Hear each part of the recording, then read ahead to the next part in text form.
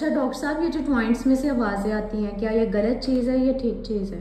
अच्छा, बहुत अच्छा क्वेश्चन है आपका। अगर जॉइंट्स में से आवाज़ें आती हैं जिन्हें हम क्रैकिंग साउंड बोलते हैं, अगर उसके साथ आपको पेन नहीं है तो ये डेंजरस नहीं हो सकता, ये एक नेचुरल प्रोसेस है।